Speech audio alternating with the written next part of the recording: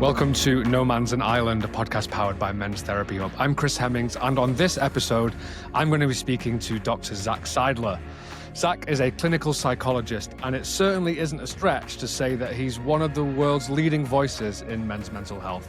He's the Global Director of Men's Health Research at Movember, and he's Associate Professor at the University of Melbourne, where he leads the Young Men's Mental Health Lab. His research is pretty wide-ranging, with a major focus on how masculinity shapes men's distress, to reducing male suicide and domestic violence worldwide. He has published more than 100 peer-reviewed papers, which is crazy, and helped create Men in Mind, the first online training program designed to help therapists better understand and respond to men's distress and suicidality, which I have done. And I have to be honest, I was skeptical about it, but it was pretty damn good. Hey, Zac. Hey, Chris. I'm glad it hit the spot. I wanted some negative reviews live. That would have been fun. I don't have many, to be honest, because I'm going to get to this. There is a question I want to ask you later on, so no spoilers. But the first question that we ask everybody who comes on this podcast is, how did you end up in this space? Yeah, wow. Well, the very name of this podcast has real symbolism for me. My PhD was actually called the Man Island Study, Chris. So very early on in my studies, I decided to kind of brand my work. And I think that speaks to, my proclivities to kind of do something that's actually going to resonate in community. I didn't ever want to be an academic sitting in an ivory tower talking down to people. And so Man Island, really was born out of that desire to offer men a safe haven, something to, kind of look toward as an information hub. Really, I was a guy on my own doing my PhD, and I remember getting all of these emails because I set up a website and whatever, and I kept getting these emails saying, "Dear Man Island team," and I was like, "Wow, I've really fooled everybody." So that was really a means to actually recruit for my qualitative study on how men with depression experience therapy, which was my entry point in many ways into this space. My ads were like, "Have you had a shit time in therapy? Come and talk to me about it." And, it's funny, so many people were like, men don't want to talk about what's happened to them, blah, blah, blah. But it became abundantly clear that if you offer them a means to complain, you're going to get a lot of very, very good advice. And that was really the foundations of Men in Mind as well, which was a rebranding because, Man Island had a number of different connotations depending on where in Urban Dictionary you look. We decided to maybe be a bit safer. But the reason I got into the field, Chris, was I've been reflecting on this more and more, and I think I had passion and drive around masculinity and manhood. It was always very interesting to me. I've got two older brothers, and I think that I saw a whopping gap throughout my studies. I was at university for a decade, and there are very few men in my psych course. There was very little discussion around how to connect with and engage with men. And so it just felt like a no-brainer. I think I've always kind of, found a way into places and spaces where I think that there are like systemic failures, or I think that there are, things that are being overlooked or misunderstood. And so it was really very interesting to me to kind of grapple with that. And then, as with everyone, Chris, if you're a man working in this field, you've got lived experience one way or another, whether it's the driving force or it's, just a backstory. And, I've had a number of different things happen in my own life when it comes to men's mental health, with my own family members, my dad specifically, and an ongoing, just kind of grappling with how this stuff shows up in my own life. And I was never really seeking answers, I don't think, but I was hoping that I was going to be able to provide a better understanding for others going through this in future. It's rare that I meet a fellow youngest of three brothers. I wonder what the experience was like for you being the youngest, and what impact that might have had on your perception of this concept of masculinity, which is also something I want to ask you about. Mm. Yeah, it's funny because my brothers, they're both very similar to me and very different. And so I think, as I said, trying to find my way at the dinner table. I have a younger sister who's 5 years younger than me, and she's a funny case study in and of herself with three older brothers. But I do Yeah. think that separating myself from them, um, I was much smaller. I wasn't as bookish as either of them, which is funny given where I've ended up and where they've ended up. And I think that, it was a very physical household. They were pretty brutal at times. But we also learned a lot around words and storytelling and anecdotes and trying to, as I said, find your voice, I think, in many ways. And so I think I learnt a lot. My oldest brother had some mental health difficulties of his own, is extremely creative. He's an author and a copywriter. And so, he taught me about music and fashion and various things like that. And then my second brother, who's a lawyer, is extremely athletic. So, I went for runs with him and to gym with him. And I think I'm kind of the middle ground between both of them. And that's, again, this, exploration of myself being like, what do I like here? What do I like there? And kind of finding my own niche. But to be honest with you, I was very lucky to have them, to be third, to be able to watch and learn, hopefully not make the same fuck ups that they did. And, Yep. and, and I had far more grace, I think, from my parents in that way, because I just wasn't seemingly as problematic potentially. And so we have like the best relationship now. I see them all the time. We have, I've got two nieces, and it's a really, really rich, interaction where we can jostle over ideas. Mm. You grew up in Australia. I've had a 6-month stint in Australia where I played cricket in Perth, and given the date, we You won't and talk about every Brit. we won't talk about the cricket just yet. Maybe we'll come back to it at the end of January. But I got a sense of macho culture within an Australian sports team that really wasn't so dissimilar to a British sports team. For those who haven't had the fortune of visiting Australia, what would you say would be the big challenges that you faced when you were growing up in that in an environment within like Australian manhood? And one of the things that I've spoken about for years is, whilst the symptoms of the problems around the world may differ, the core of the problems remain the same. So what would you say that they are as you experienced them and as you still experience them today? Oh yeah, I definitely still experience them. And I think, Chris, that it's interesting, Movember works in 20 countries. I get to spend a lot of time in the UK and US and Canada. And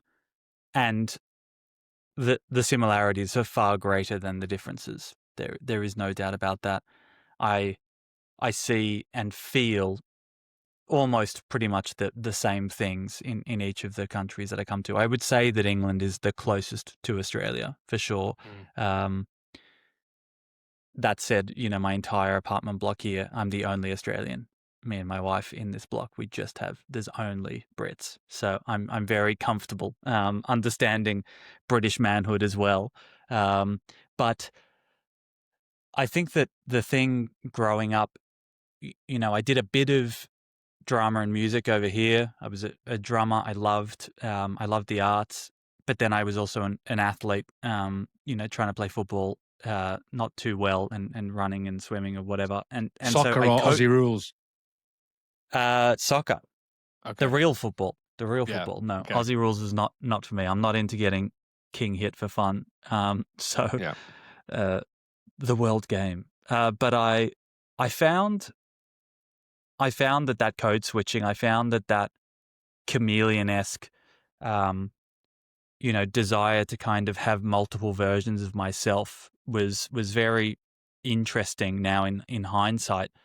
I look back and I realized the mask that I was wearing and kind of continue to wear around many men.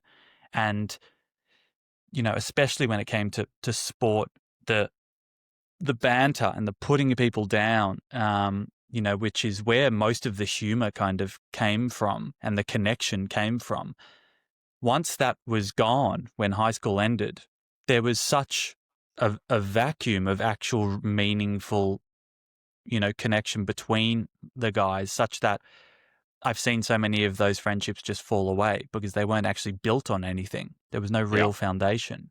In Australia, we've got this term, the larrikin. And so there's like a number of different versions of Australian manhood. The larrikin is kind of the guy who's just constantly making jokes and never being honest or transparent about what he's thinking or feeling. And I think that I realized that I didn't want to be that. But I'm still in a state now, I think, Chris, where you're always trying to undo the things that you learnt for the, first 10, 15 years of your life. And working on it. Yeah, exactly. It's an ongoing process, but with impending fatherhood for me, Chris, I'm really thinking through what was handed to me and what I have purposefully chosen, and trying to understand when it comes to manhood that, yes, society has scripts and ideas around, notions of protector provider traditions, ideas around being stoic and self-reliant, those types of concepts which are just, really baked into our social fabric.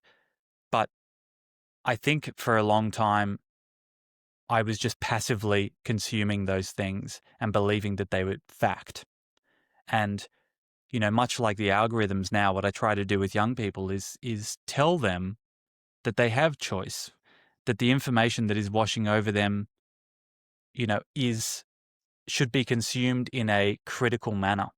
And I think that that's what it means to be a modern man, is realizing where your values are and understanding what you are being told and whether or not that complies with who you want to be, rather than this osmosis, this passive consumption of things that I think is really dangerous and has gotten me into hot water before, where I've ended up being a shithead to my friends because I thought that was the way to do it, that was the way to connect, that was the way to be funny, and then they've ended up being hurt, and that's completely at odds with how I wanted to, cherish them and love them. So that is an ongoing process. But I think lots of people and Brits, I think, look at Australia as very easygoing. Everyone's fine, but the idea of manhood in Australia is extremely strict. It's really, really rigid and can get us into some tough spaces, I think. What you're talking about there, it sounds like, is presenting men kind of what I certainly didn't, but culturally what women chose to present themselves with 40, 50 years ago, which was to say we don't have to be defined by these old rigid ideals of what a woman should look like and be. And what you're saying is, well, actually, if we can expand male horizons, the tagline for my other business, Empath, is engaging men in cultural change. And part of that is to say that the change is happening, like it or lump it. And I think sometimes we can get caught up in the negative messaging, such as in the UK now, 16 to 25-year-old women earn more than men, and to say, well, that's a problem for men, rather than saying that's an opportunity for men. Because to go with that, recent research from the US is showing that 83% of men still think it's essential for them to be a provider. Now, does that mean a sole provider?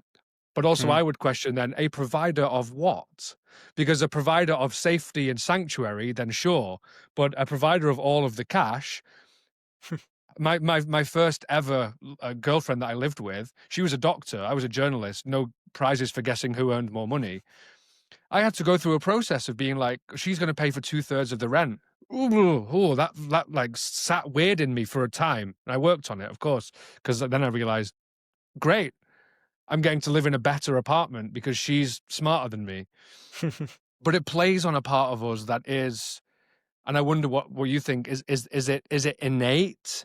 Is it nature? Is it nurture? Like, and how do we start to encourage young men out of the rigidity that has been the way it has been for so long? For sure. So I think that the rigidity is the key thing here. Lots of people talk about traditional masculinity and these ideas being fundamentally dangerous. I don't believe that to be the case, Chris. As you suggest, it's the notion of expansive, flexible manhood that we are seeking here, which is that I'm not trying to throw out the baby with the bathwater. I think that stoicism, self-reliance, protector, provider traditions in the right context at the right time are very useful. If you are in a situation like I am in, where my wife is studying, she's finishing her master's of psychology. She's finishing today, actually, which is very exciting. Oh, nice. We are making an active decision about our future together, and that requires in the short term, financial support on my end. That doesn't mean that that's forever, and that doesn't mean that that is a gendered role per se. It's just that that's the situation that I find myself in, and the only way to kind of work through that is for transparent, open communication. And so I think that when it comes to the rigidity of these ideals, they are rigid because they are not looked at. They are not challenged. They are not discussed. They are just internalized as beliefs. And so lots of these guys have witnessed their father and their grandfather doing a certain thing, and so they don't understand that maybe there is another way of being. And that is not to say that either is better. The way of being that works for you and your partner, if we're talking about, gender roles in partnerships, if we are talking about, the way in which to be a good mate, there are so many different relationships that take place that require pivoting, that require you shifting and changing the version of yourself that you're presenting. And so when it comes to this notion of nature and nurture, Chris, like I wouldn't be a psychologist if I believed this stuff was baked in. I think fundamentally, like, sure, we can, every podcast, everyone's going on fucking like evolutionary psychology, like we're all cavemen. And I just think even if this stuff is ridden throughout our DNA, there's enough examples of people doing it differently that I don't buy that. That even if it's in there, you can shift, you can change, you can challenge it. And as I said, you're not a failure if your wife is making more than you, because we know that domestic violence goes up when the woman becomes a greater breadwinner, because the man feels challenged rather than seeing it as an opportunity to do something he loves, to spend more time caregiving for his children. Like, the door is open to you, mate. Like, I don't understand why we make more pain and suffering for ourselves when the world is trying to help us. That's what I find really interesting. Well, what do you put it down to? You say you don't understand it, but you are a psychologist, so you must have some theory on it. I think that it is, the pressure is so real around the idea of success and failure. And we have been sold a very narrow prescription of what masculine success looks like. It's extremely hard to achieve. It makes increasingly hard. Yes, increasingly hard in financially uncertain times, and you always almost feel like shit. Like it is a depressive cycle. In the same way that many women feel, beauty standards are unattainable and so stressful. I think that when it comes to finances specifically for many guys, and increasingly as well, body image is a huge thing for lots of guys. That's why we're seeing this spike in use of testosterone and steroids and stuff like that. Mewing, looks maxing, God, the list goes on of the things I witness online. But I really do think that there is a great opportunity for us to realize that if we start to create new norms, especially amongst our friends or our colleagues, like having these discussions in the way that women have discussions about masculinity far more than men do. You don't go to a pub and hear men talking about what it means to be a man, but you will go to a bar and hear women talking about what it means to be a man, which is a very interesting nuance. And that comes from notions of disempowerment and fear and, violence, etc. But guys have so much capacity for growth, for connection, for understanding themselves. And so it frustrates me when they take the commandments that have been handed down by God knows who, like these puppeteers of masculinity that have been telling them what this thing should look like, and they have blindly been following. So my aim really is to take off that eye mask and to go, hey guys, look around, look what is possible, and let's talk about it. Are we at a risk here? And just to be clear, I join you in the frustration. Are we at a risk of, if a man is listening to this and hears you and then me agreeing, as you say, it's frustrating that men, including me, and I'm sure you at some point have bought into these ideals of not taking into account the level of fear and the level of shame that they would risk if they were to be, because what I explain to my clients very often, one of the things that happens is a client will start to put boundaries in place for the first time. He'll say to his mates, I don't want to behave this way. I don't want to do that. Can we stop using homophobic language? Can we stop being racist? Can we stop being misogynistic? Whatever it might be. Can we stop using that nickname for me that actually I hate? It's a classic one, right? But then what they become, for a time at least, is an outlier in their friend group. They become a point of curiosity. I think I've said this once before already, which is, given it's 10 episodes in, that's not a good sign. Which is, my friends were making a homophobic slur. And I'd just come out as bisexual in my late 20s. And I was like, can we not do that? And my friends are like, ugh, not now, Hemmings. And I'm like, yes, now. Like, can we stop doing it? Because actually that's hurtful for me. Now, luckily I have wonderful friends, and in the end they came round. But even in that moment, I had that notion of like, oh, this is really uncomfortable for me, that I have to like keep explaining myself. And for a guy who wants to maybe start being a bit emotionally open, he doesn't have the guys around him who can do that with him. And it can be isolating, which is such a challenge to overcome. Yeah. So if we're talking about my theories here, Chris, my main belief is that, because I felt it myself and I've seen it enough, is that the reason that we do not challenge the status quo is because the fear of alienation and ostracism is the greatest thing that men face. The idea of being in the out group. It's why guys join gangs, even though they know that violence is not a good idea, because they're lonely, and then they've suddenly got a father figure who's saying, come and join us, we're going to have fun together. Like, it's a sense of belonging, and belonging, if we're honest, is the greatest safeguard against suicide. And so when lots of these guys who are feeling alone and adrift have now got a group, a community around them, they're not going to fuck that up. They're not going to go, hey, can you stop calling me gay? Can you stop saying this? Can you stop saying that? Because being cut off from that lifeline is so profound a risk for them that it's much easier, seemingly, to put your head down and just get on with it. And so I completely agree. And so what I was kind of suggesting before, Chris, wasn't a huge blowing up of the system that you find yourself in.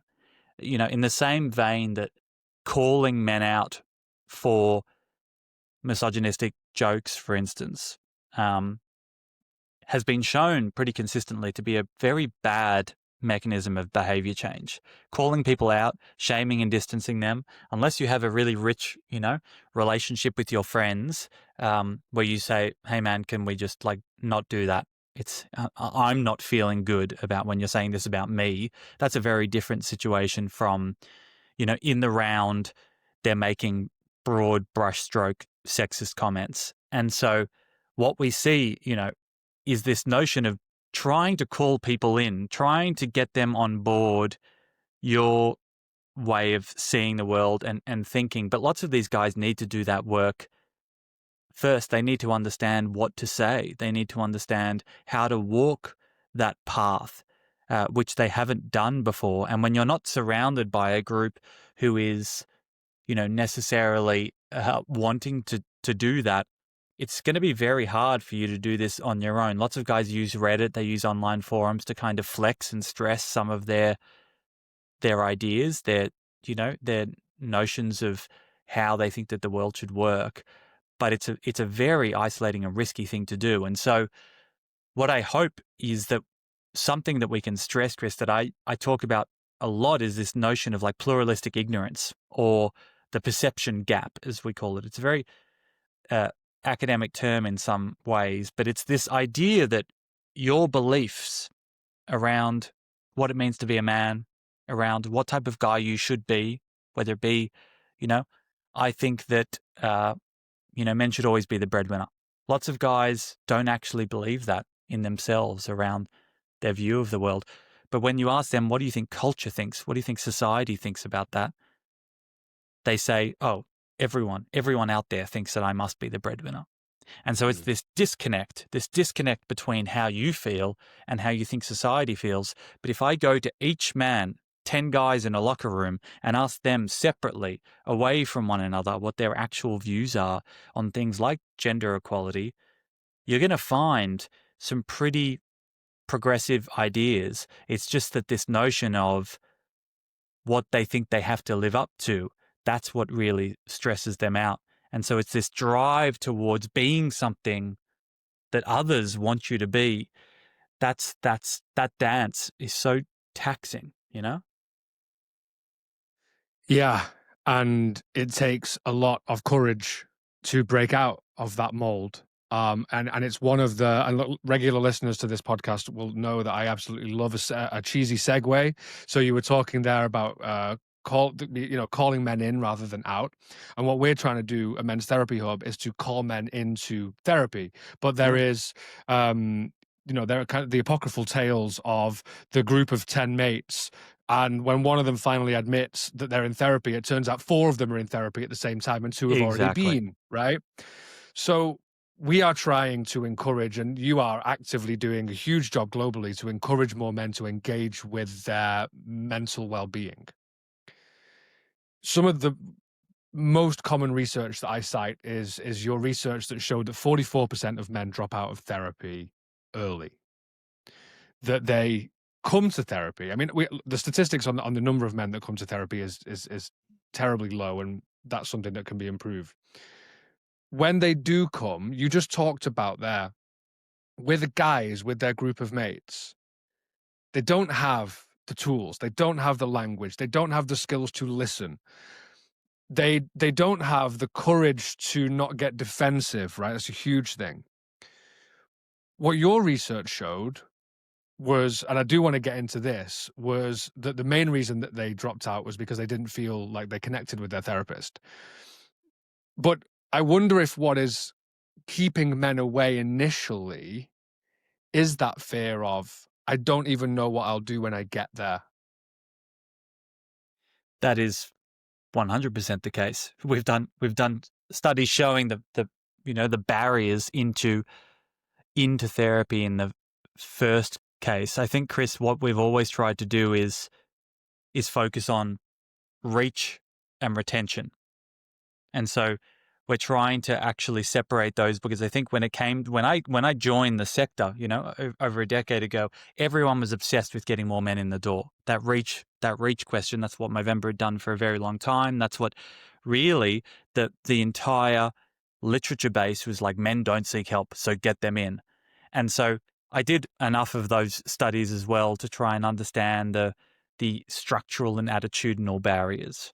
And really the main barriers were, I have to be very sick and crazy to go. I don't know how am I going to spend an hour? What am I going to say? Am I going to be lying on a couch? The health literacy of lots of these guys, if they have never been in therapy, the amount of clients that have come to me and the only reason they're there is because they watch The Sopranos. Like, that was it. They were like, if Tony Soprano can do it, I can. I'm like, one fucking cultural moment, and that's all we needed. Like, it says a lot around the way in which we're talking about men and therapy, and this idea of like what it looks like, what it sounds like. And that's why I created a YouTube series called What is Therapy, which is like a 5-part series which literally breaks down how it goes, what it looks like, how to feel about it, what to say. But once they come in, as you noted there, it's that connection piece. And that comes down to that interaction between client and clinician, whereby lots of these guys have been socialized to keep their internal world secret. Not even that, they've often atrophied over time because they haven't had access to this thing. And so the volume has massively been turned down that they can't even hear it. Like I had a client once, I was talking to him about introspection. I was like, do you ever introspect? Do you ever have that internal voice when you come home from a date? He's like, oh, you really fucked that up. That wasn't very good. You shouldn't have said that. And he goes, what do you mean? I'm like, the internal running dialogue. And he goes, I don't know what that means. And I was like, what? And so I started to realize I had a lot of young men who had literally turned off their internal voice because it was too overwhelming or frightening for them. And they were drinking and gambling their way through it, So this is where I need to push the clinician to come to the table. For too long, it had been, guys, learn how to speak, learn how to open up, learn how to express what's going on, and all will be well. And our data consistently shows that they just leave because you cannot have that expectation of someone who doesn't have the skill set to do so or doesn't feel safe to do so. It's like trauma-informed work. These guys have been beaten up consistently, probably, for expressing things. You think you're just going to roll out the red carpet and all will be well. We need to understand the culture that they exist in. And not all men are the same. Lots of men have had really supportive parents or mates and have that ability and access to vocalize what's happening for them. But clinicians need to come to the table and realize that we need to adapt our practice if we are going to fundamentally connect and keep those men there and get them better faster.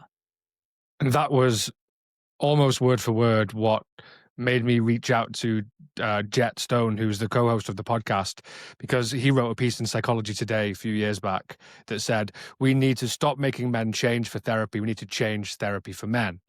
Now, I've spoken to a lot of male therapists in the last 12 months, probably still not as many as you.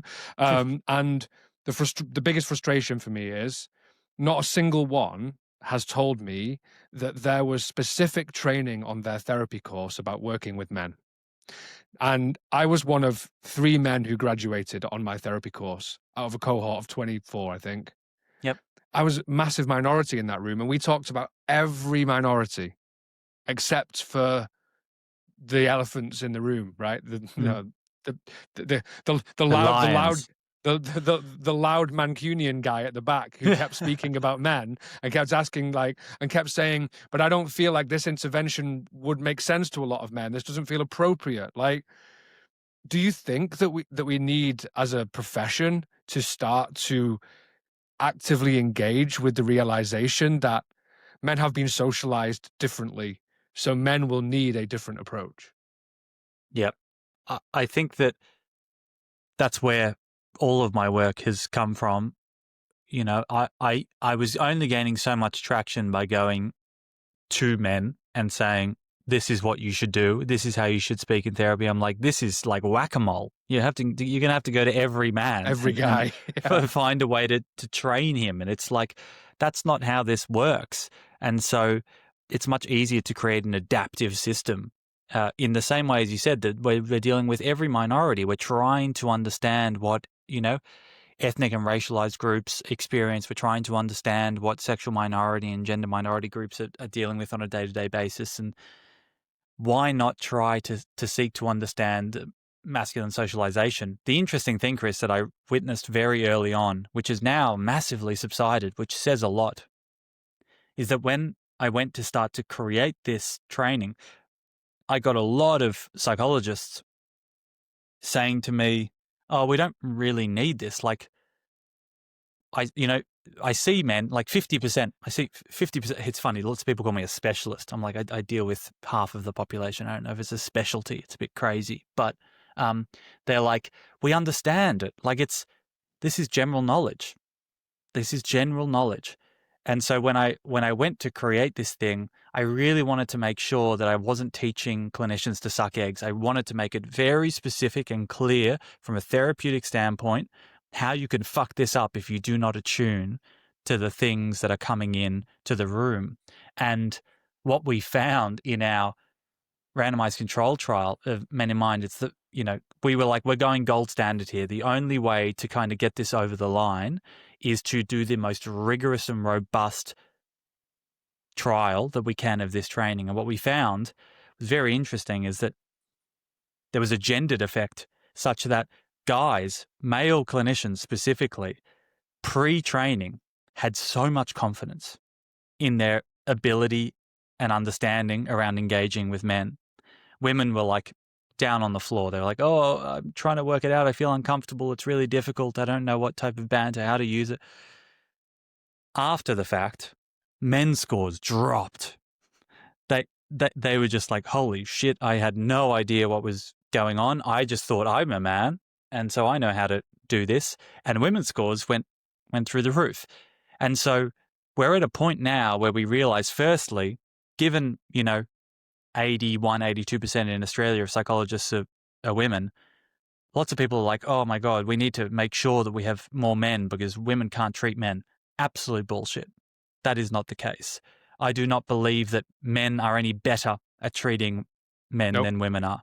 It's just, there's no evidence. There's actually anti-evidence. So I really think that what we need is more choice, which is that if, my other study, Chris, around gender preferences showed that if a man has a preference, so 60% of the guys, of 2,000 guys or something, did not have a preference for the type of clinician, the gender of the clinician that they saw, which is completely at odds. Everyone now is talking about men only want to see men.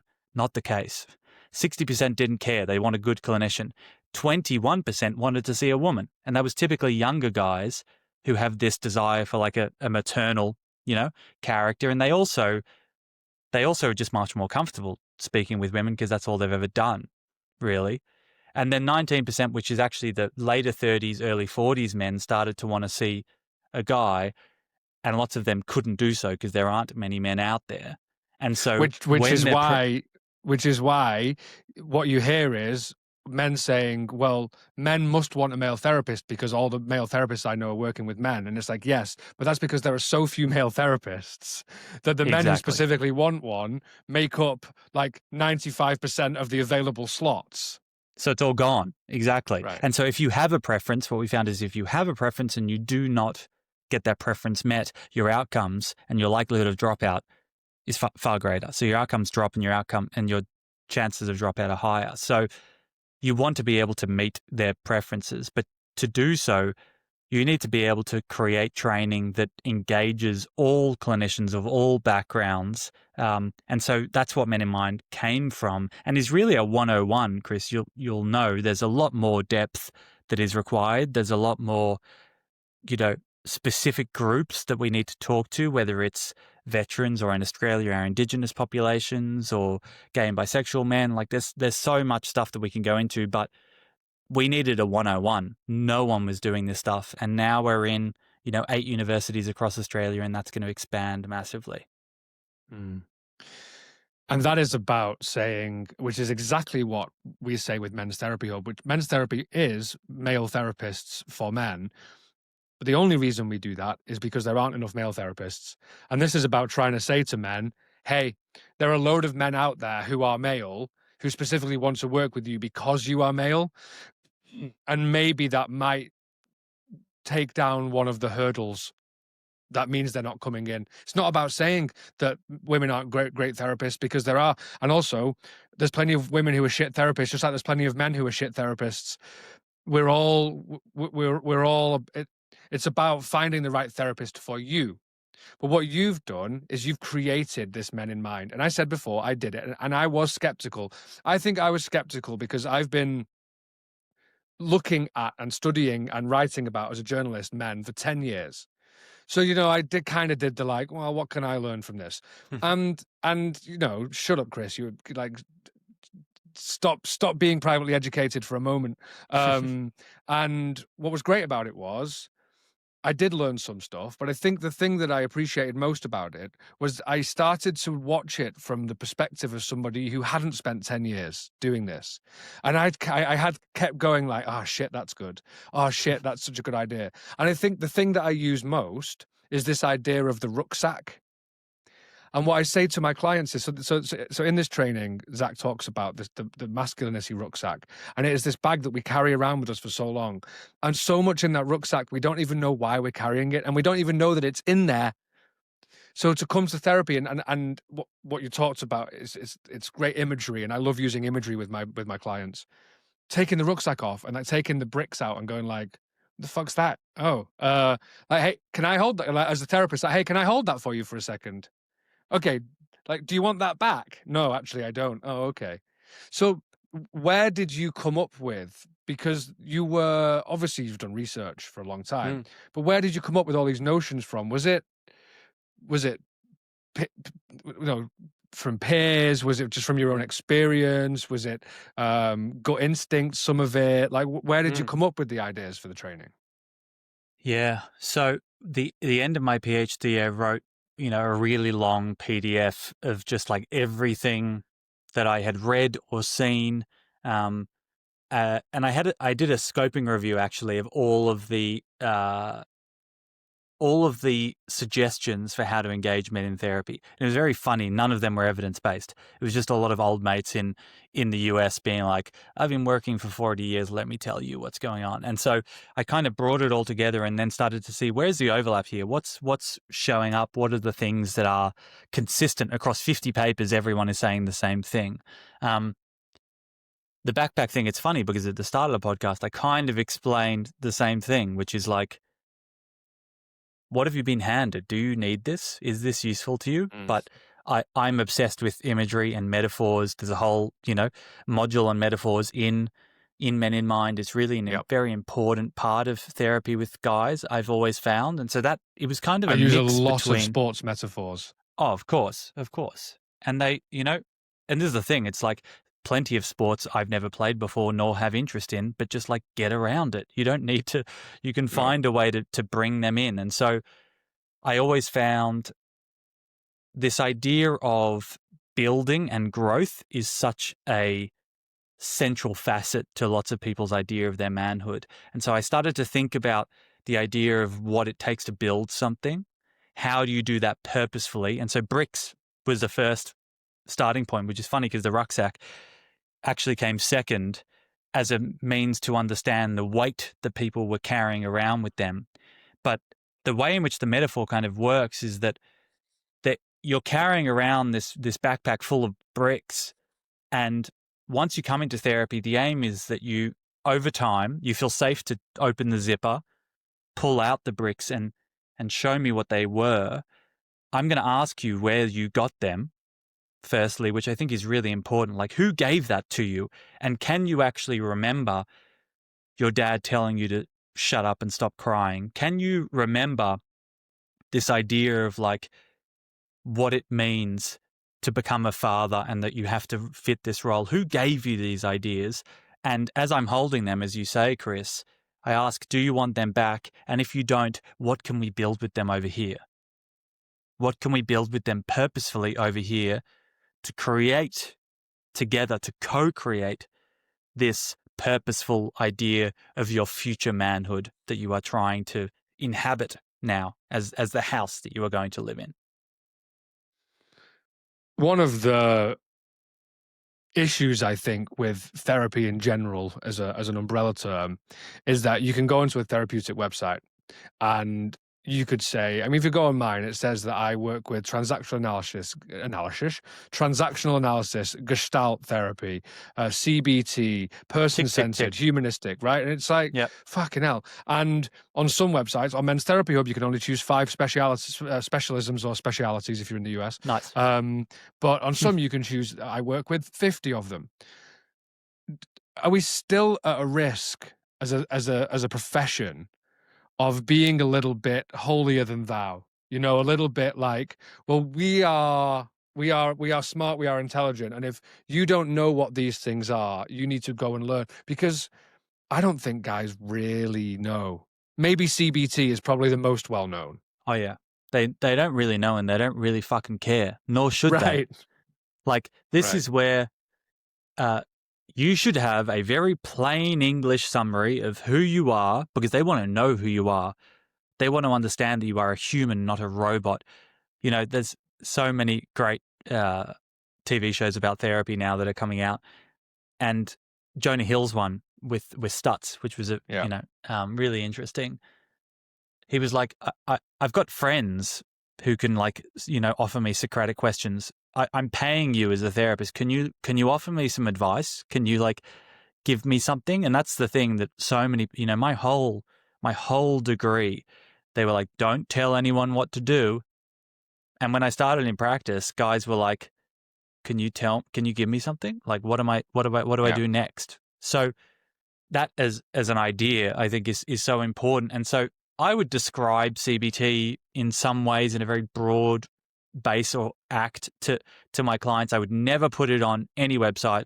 I have no desire to really talk about these notions, but the idea that I'm going to challenge the way that you think and try and offer you some behavioral tools, sure, that makes sense to someone. And so I think that we need to move away from jargon. Guys consistently tell us that they do not want it. They do not like it. They want to be spoken to as equals. They want to be collaborated with. They want this reciprocal notion of learning and adaptation to take place with their clinician. And so I really think that we should get out of, I work with this like, clinicians are all seemingly generalists because they all just want more business. Everyone's just like, I could treat anyone. I can do anything. I really think that we should hone in on who we're good at working with, and we should be doing that, and we should be expressing to them what resonates with them, the way in which you work that is really going to say, oh, in your everyday life, this is what I'm going to offer you. Yeah. And the power in those early sessions and I specialize, and I say it, one of the first things I say, I specialize in working with men who haven't been to therapy before and are terrified of coming, right? And it's like, first of all, well done for even making it to the consultation session. Like, wow, like you have been on a trip to get here. But that power to say, this fucking hard, right? This is so incredibly difficult what you're doing. And I know because I've done it myself. Like I was there once. And that is so far away from what we were trained to do. Oh, yeah. But to work with a man, this is where I think the training just doesn't understand the male mind, really. Because I think of part of my job is, I mean, I'm trained as a coach too, but like, I think of the best sports coaches that I had. They would say, you just did this, how could you do it better? Sometimes, like the real pedagogical approach. But sometimes they'd be say, Hemmings, stand the fuck up and keep running, you lazy shit. And sometimes I'd be like, oh my God, okay, that is what I needed right now. Yep. And of course I don't say that to my clients. I do. That's most of my therapy. But you know what I mean? It is the challenging, it's the encouraging. It is what my supervisor calls the compassionate dad, which is like, hey, I know you can do better than that. Look at where men gravitate towards. Guys will go to every coach, every leadership coach they can find before they come to therapy. They are seeking the exact same thing, but they gravitate towards a certain type of language, this motivational, growth-oriented, goal-oriented work. That's what I try and offer them, is this action-focused, this idea of what you are capable of. You asked me at the start, Chris, what got me into becoming a therapist and doing this work.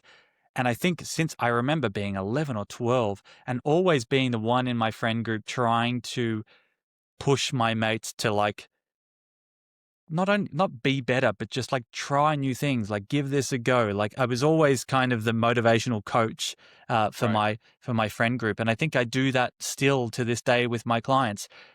That said, that is simply not the approach that is going to work for everybody. And that is fine. If you are a guy where this is going to work for you, it's going to work really fucking well.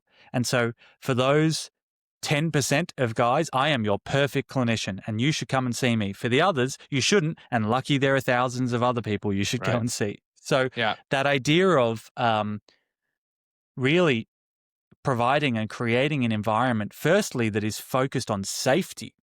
This is a feeling of unsafe, description of emotionality given their socialization. So I try to tell them, yeah, this is hard, but you like hard. I know you like a challenge, and I'm going to hold you here. I'm going to hold you. You've got an hour to yourself, and we're going to fucking push. We're going to give this a red hot go, and you are going to learn, and you are going to struggle a bit, but boy, oh boy, we're going to come out better and stronger. And so it's like offering them something to work towards. I think that's really meaningful. And I say always, from an expectation standpoint, you need to make clear that this is not a linear trajectory. You're going to come, you're going to have 2 sessions, it's going to suck maybe, you'll go home, you feel a bit worse, 3rd session, you're going to feel great, and then you're going to say, I don't need to go see him again. And I say, that's when I want to see you. That's the time. When you start to feel good, that is when therapy is at its best, because I don't need to get you out of bed, I don't need to get you eating and sleeping. We can do the real work. But you discussed those first sessions and the importance of it. My entire career has been focused on that short window of opportunity. Guys are so skeptical coming in. They are uncertain of their place there. We need to make them know that they belong. And that doesn't mean hitting them over the head with jargon around what you do and how you do it. It means going, hey man, I just want to hear about you. What do you like? What do you not like? Talk to them about football. Like, I had so many sessions with this young guy, he grunted at me for like 3 sessions. And then we started talking about surfing by chance. And I saw his eyes light up. And then he goes, oh, this guy is a human being. He's not here to just mine my internal experience. Be human, sit and wait and hold them there in not doing this tick box assessment, but just waiting to see what comes out. And then, it overflows then. From sessions 3, 4, 5, you start to get real depth once they trust you and respect you. Yes, that is why. And I wanted to talk to you about this because when I first started out in therapy, when I first started out as a therapist, my inclination was men would probably drop out around session 2 or 3. And what I did was I stole the personal trainer model, which is I tell my clients, if you want to work with me, you will pay for 4 sessions up front. And what that means is you are making a psychological determination that you are going to stick this out because I'm going to tell you this is going to get harder before it gets easier. And if you've already paid, you're more likely to come. If you haven't paid, it's easy for you to not bother and not come back. And actually what I hear very often is about session 3 or 4, I wouldn't be here if I hadn't already paid. So they're smiling and they're going, kind of fuck you. And I'm like, yeah, good, right? Good. That's why I do that. Because it's the retention, right? If you can just keep them there for long enough, the work will start to take hold. But there are so many levels of distrust in it. And that's where, to go back to the 44% who do drop out early, it's about not feeling an affinity, basically, with the therapist, not feeling seen and heard. I want to talk to you because you say the research doesn't back it up. If I don't feel seen and understood by someone, does it not make sense that I would be more likely to be seen and understood by somebody who looks like me and sounds like me and has had similar socialization than me? Because to me, that was the one bit of the research that didn't quite make sense to me, because if we think of the affinity bias, that is about understanding somebody more because they are like us. And if they're dropping out because they don't feel understood, maybe it's because, and that's where I kind of ... and I don't know. Yeah. No, it's a really good thought. I think that the bias that lots of men who have had a very similar experience have is that they think that their experience, I think that my experience is the experience. And so you actually end up kind of locking in the client such that they might actually have quite a bit of diversity and difference to you, even though you look the same and have had a similar upbringing, etc. And so there is some benefit, I believe, in having someone who has a bit more objectivity, who can see these things. And if we can train those people better, then they can have that ability to look to the side at what's happening for this man, understand kind of where it comes from, but not be tied to their own bias, their own experience, which can limit them in their ability to support. I do think that there is great capacity for more men. Like, there are very few, the guys who get into therapy now, I think it's shifting, but the guys who become therapists are not your everyday guys who have worked in construction and, been in the army and various other things. So I think some of us are kind of cosplaying at being some of those guys to be able to connect with your everyday working class, man. And it would be great if we had way more representation from that portion of our demographic.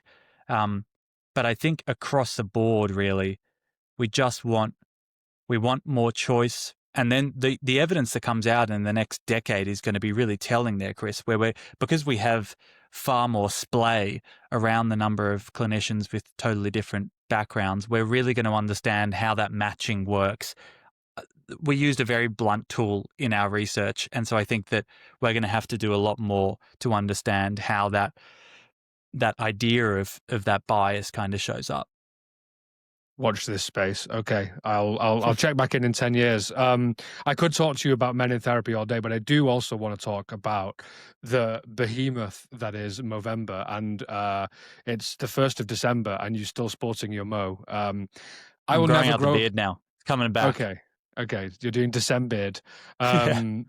I will never grow a mustache because my dad had one, and I tried once, and I looked too much like him, and he's dead, and it freaks me out. So I'm Fair. out. But I think it's really cool. Movember is a juggernaut. It has gone from a couple of guys growing mustaches to this huge. What is it like for you as an individual human to start with this PhD and this interest in men, and suddenly, I mean, you are strangely powerful in the world. Your voice is, you were on the stage with Prince Harry recently. You said to me, like, oh, I'll get back to you in a few weeks. I'm just going away. And then I see on your Instagram that you're with Prince Harry, and I'm like, oh yeah, just on a casual away trip, are you? That's not an everyday occurrence, but yeah. Sure. Yeah. Is it weird for you to be suddenly so in demand, but also suddenly so listened to? How do you stay grounded through that? Firstly, Chris, I think you're blowing me up in ways that may not be true. But yes, I appreciate that I have far more influence than I would have previously, and I take that as a massive honor and privilege. I never wanted to create science without having an audience. I saw no reason to do things that were just going to collect dust.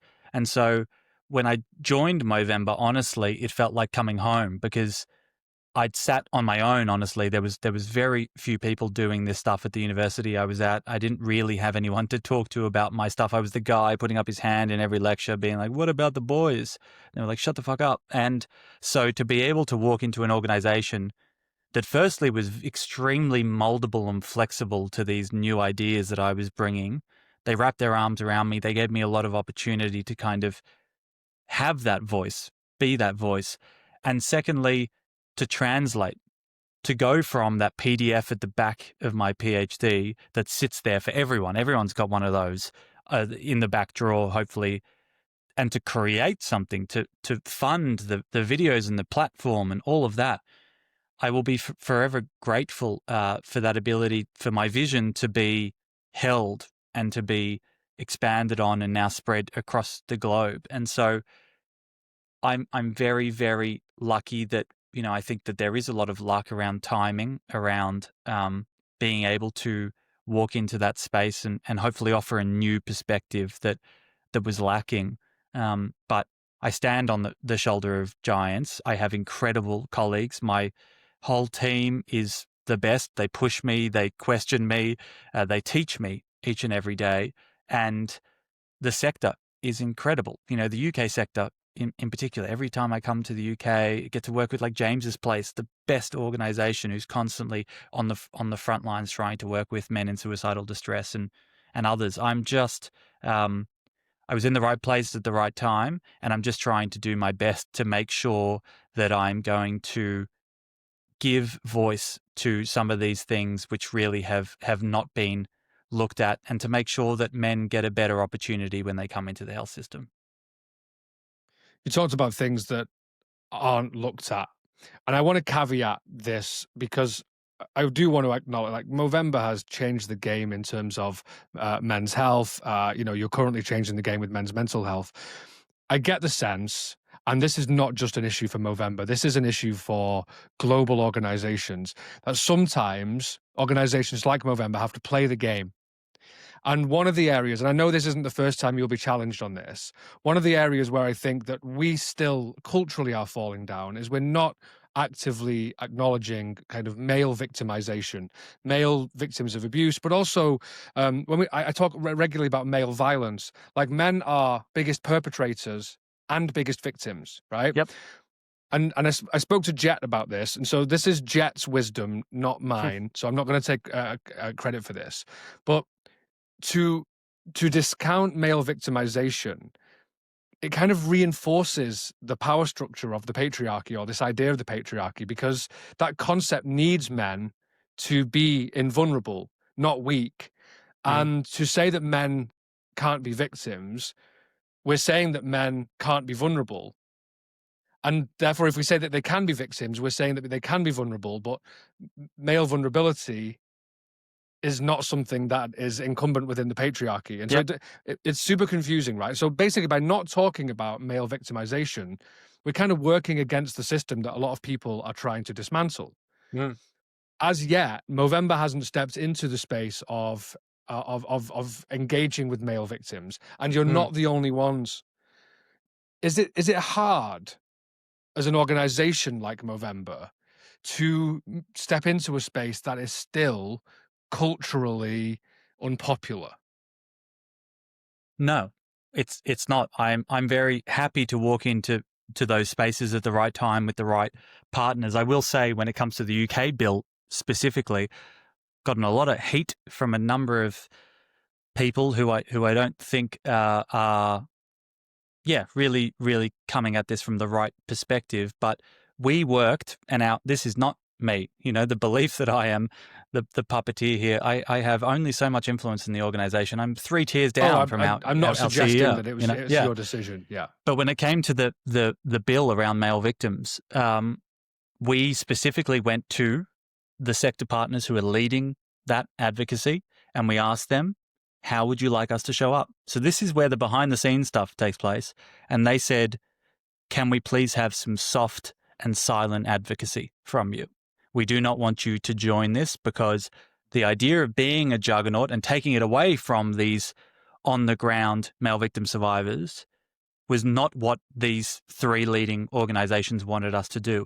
And so that is the role that we played. So no matter how loud people are screaming from the rooftops, we are going to do what is most advantageous to get that bill over the line. So we work obviously with 10 Downing Street. We're doing, incredible stuff getting the male health strategy over the line. And that was not one that we were going to be overly vocal about. That was not a political decision. I have a PhD student. I've published over 10 papers specifically on male child sexual abuse. This is not something I am shying away from. Every time I do domestic and family violence work, I will talk about male victim survivors. I will talk about the fact that if we do not get rid of male-to-male violence more broadly, not only amongst boys, but amongst adult men, we are going to struggle to get rid of not only patriarchy, but violence full stop. You think that if we just get rid of it in our houses amongst heterosexual couples, and then men in bars are still beating each other up, it's not going to work. We need to understand the cultural nuance there. So I think that there are very problematic bad actors in this space who are fairly traumatized, which I completely understand. I think that this is a very difficult space to walk in. But my issue is that lots of these people who are trying to create a voice for male victim survivors do so by trying to minimize the voice of female victim survivors. that is not something I'm willing to get on board with. That's where, the notion of men's rights advocacy kind of comes from. I believe that two truths can be held at the same time. We must understand, especially when it comes to boys, how we are going to, because the perpetration cycle is really problematic, let alone anything else. Yes. We need to get that going. We need to be able to hold them up, look at their experiences and support them with services. That is not what Movember does. We do not do frontline services, despite what many people want us to do. And we also understand and support women and girls. Both of those things can happen at the same time. And yet I'm not here to shy away from that. And I hope we're going to be more vocal about that in future. That's awesome. And I do actually have a lot of compassion for the space generally that Movember takes up, and also myself, weirdly, these days, and other people too, because there is I hate to use the terminology of gender war, but at times it feels like that. It feels like, Zach is on TV talking about men's mental health. And then somebody is like, why are we not talking about breast cancer? Yeah. Why are we not talking? Yeah. And it is this constant us versus them. And again, I'm asking what is it like for you to navigate this space? Because you must have mud flung at you at times from both sides. Because I remember when I first started in the space and I went to do my first talk in the school, most of the lads hated me and most of the women hated me because I was trying to be compassionate towards men, but encourage men to change their behavior. So there's probably like 5 girls and 5 boys who were like, oh, this guy's cool. And the rest of them fucking hated me. 100%. That's my sweet spot, Chris. I think that what I've learned over time is what I need to do to play the game. How am I going to get my message across depending on the room that I'm in? I'm going to Melbourne in 2 days' time. I'm going to be in a room with 100 of the leading MPs and sector players around domestic and family violence. If I want to make meaningful change around men's mental health, around male victim survivors, I'm going to have to find a way to thread that needle to be heard. There are a number of players in the UK market who are destroying me because I'm playing ball with government here. They don't realize that if I don't play ball, I don't have a seat at the table. And then I cannot make meaningful change. You have to understand that you can throw mud on fucking Instagram for as long as you want.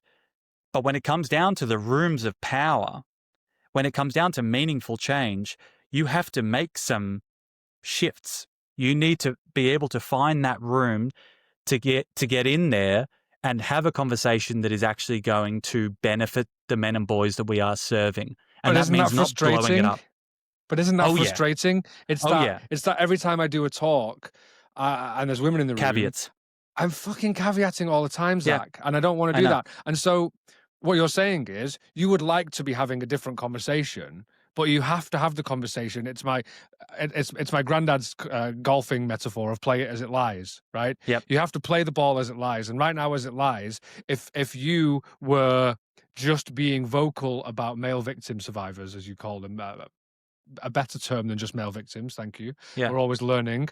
Then what happens is you will be shouted down. So you, as you see it, you have to be a bit more cautious and careful with your language because of the position that you're in. This is the thing. 5 years ago, I would have never been invited on a Prime Minister's expert advisory. There was never a man, let alone a men's health expert, on a 5-6 person panel. I was now invited. If I'm to go, no, I'm gonna shout this down. I'm not doing any caveating. I'm not addressing. That's progress. We're at a point now where progress is being made, and in 5 years' time, the person who comes after me is going to be able to speak in a very different manner. I am trying to open doors and trying to find a way to do something that is difficult and that needs to be palatable within an ideological, mainstream. But I'm okay. I'm okay to do a bit of caveating. I don't do it all the time in the same vein. And when I go to a boys' school, you don't need to do it in the same way sometimes. It's just having a really strong understanding of what matters to me, what my outcome of interest is, and the way in which I get there, in the same way that, like, when you're doing a campaign for guys around violence, you don't need to make it about violence. You can get there in many different ways. And so I am happy to shapeshift. I am happy to be the person, as long as I am able to say what I actually think, the way in which I do that, to make sure that it actually translates and gets through to them. I want to be in those rooms because I think it's really meaningful progress. And ideologically, I understand the shit that women and girls have had to go through for a very long time. So for me to put a couple minutes up front, I've spoken with Richard Reeves about this at length. I'm all right with that. Like, that's not the end of the world for me. Yeah, I got tired of it, and then I offended audiences, and my colleague Will was like, "Chris, sometimes you got to do it," and he's a smart man as Will, and he's right. Sometimes you've got to do it, and it's about reading the room. So I admire your honesty, Zac, and I was a little nervous asking you that question, because I know that it is a touchy subject, and in essence that's kind of the point, is if we don't talk about it, things won't change. But I do really respect that your position is it's not concrete, right? We are as men. There's just been the first audience at the Prime Minister's house for International Men's Day ever, right? And Mark Brooks et al. Have been shouting about this for years. Like, Yep. I did a talk on that day. I saw him. He was happy as Larry on that day, right? But it's still, we're not so many years away from people saying, why do we even need International Men's Day? So I get it. I really do. And I'm glad to hear that it is something that you want to speak more about. And I hope that over time it will become a topic that people are more receptive to, because that's what it needs. It So will, I'm but going to slowly, Chris, and realizing when you're shouting in a certain way and people aren't listening, adapt. That's all I've ever said to various people who have been doing this for a very long time, who then get very frustrated when someone like me or Richard or Scott, anyone who comes forward and takes up space. Like, we need to understand that the mode of communication is often more important than the message. And I've got a final question to ask you, because I'm going to let you go. But I had a therapy session recently ahead of this talk I was giving, and my keynote speech, I was talking about some personal experiences to begin with, but it was about this idea of shame and the many, many ways in which men are shamed culturally. I'm not going to talk about that, but my therapist said to me, he's brilliant. He was like, about halfway through, I just lost you. I was really with you, and he was like emotional with me, and then he lost me, and he's like, "What happened?" He's like, "Well, I got angry," and he's like, "Right." He's like, "Anger is a disconnecting emotion. Anger does not bring people into the conversation with you, particularly."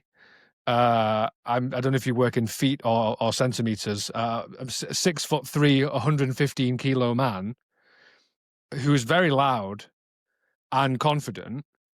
He said your anger on that stage, you will lose people. He said, even though you have every right to be angry, your job as a communicator is not to be angry.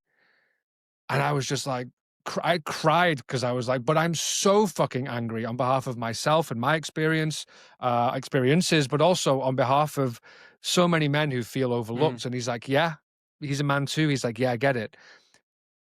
But that can't be the way you communicate it. And it's really frustrating, because I would love to stand on a stage and just shout and say, what the fuck are you doing? Constantly telling men they're toxic and then complaining that they're not engaging with the solutions. But that's not going to work.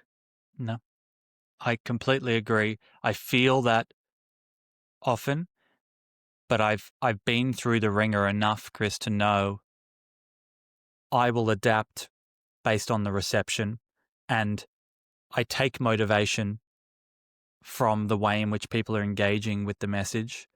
And when you start to see and get wins from certain people in influence, when you start to get the media understanding your message as you titrate it, you constantly start shifting it. You need to find a way, and I've done this, of of making sure that I have an outlet for my anger, that I have discussions with my wife when I'm really pissed off about something, and there's a need to express that. It should not be buried. But again, it comes down to, where am I trying to go right now, and who am I trying to help? And sometimes anger will help you if you can channel it in the right direction. But I think that we need to mature as a sector towards working together, to not shitting on each other, to supporting one another towards our goals. And I understand the power that Movember has. I'm doing my utmost to try and open the tent and bring in as many people as we possibly can, and I will continue to do that. But I will not bury my own values, which are, I will not lift up men and boys to take away from someone else. That is not what we're here for. We are here to walk and chew gum at the same time, till all boats are rising, and I believe that that's possible. Beautiful. All right. So the last question, and I really appreciate you coming on. And it's a bit of a weird question to ask you, because you are the global health director, men's health director at the biggest donator to men's health in the whole world. But the question is, I'm going to give you the keys to the vault. You have unlimited resources, right? And you can't just give them to your favorite sports team or something. You can choose to do with that money one thing that is going to revolutionize the world in the way that you in your field is going to see the biggest impact. What do you do? Well, we are about 9 days away from the social media ban in Australia, which is a very interesting situation that's about to unfold. What I would do is turn off parts of the internet that are fundamentally disconnecting and harming lots of guys, and spend the money on community building. I would create spaces and places where men can hang out with one another, with really positive, healthy male mentors. I would make those places alluring and cool, and somewhere that young guys especially want to be. I would try to fund things that I know work. I would make sure that they're evaluated, and I would get guys with each other in real life, connecting over what matters. That is front of mind for me. That's what we're consistently trying to do at Movember. I can't fight with Elon Musk and Sam Altman, but if you gave me billions of dollars, I might be able to get into that room. Right now, we need to find out what works. We need to get guys the tools to look after themselves and those around them, and that is the challenge of our time. Amazing. And very similar to mine, which is youth sensors and people who are properly trained in them to create community, people from the community. So I love that. Thank you, Zac. It's a bit of a weird question for you, because if people want to find you, they can just Google your name. But maybe rather than finding you specifically, or you can, where would you, for anybody listening right now, where would you advise them to go? Yeah. Well, definitely. I've got a website, zacseidler.com. Come to my LinkedIn and my Twitter. I try my best to share ideas that are forthcoming from me. I'm not really, actually, now that I think about it. But Blue Sky maybe in due course. But definitely heading to Movember.com. We're expanding more and more with more programs and assets. And just reach out, ask questions. I'm always here to respond and help out. So it's always a privilege to be able to be in this field and support.